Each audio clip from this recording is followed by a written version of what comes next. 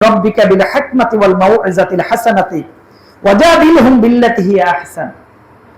তুমি তোমার রবের দিকে মানুষদেরকে ডাকো হিকমতের সাথে, কৌশল অবলম্বন করে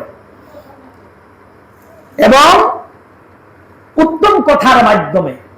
ওয়াল মাউইজাতিল হাসানা, উত্তম কথা, তোমার কথার ভিতরে যেন মাধুর্য হয়, কথা বলতে গিয়ে যেন তোমার মুখে হাসি থাকে, কথা যেন কর্কশ ভাষায় না হয়।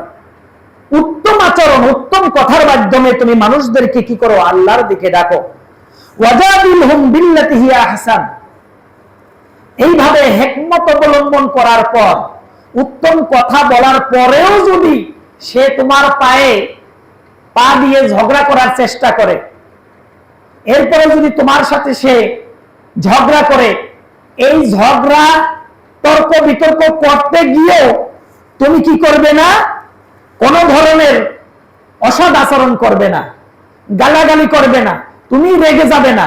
ওরা কিন্তু তোমার কথায় রেগে যাবে, ওরা কিন্তু তোমার কথায় গালাগালিজ করবে, ওরা কিন্তু তোমার কথায় বেফাস কথা বলবে, কিন্তু আপনার আমার কি করতে হবে?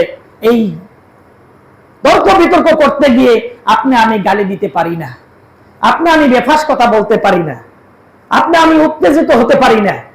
তারা যতই উত্তেজিত হোক, তারা যতই মাথা গরম করো, আপনার আমার ঠান্ডা মাথায় সুন্দর মোলায়েম ব্যবহার, উত্তম একটা হাসি দিয়ে তাদের সাথে তর্ক বিতর্ক করব কৌশল অবলম্বন করে।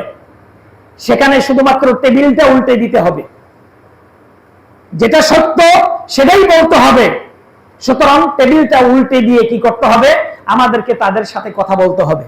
এইভাবে কথার মাধ্যমে কৌশল অবলম্বন করে মানুষের কাছে যখন দাওয়াত নিয়ে আমরা অগ্রসর হব, ইনশাআল্লাহ দিন দিন আমাদের এই দাওয়াত মানুষের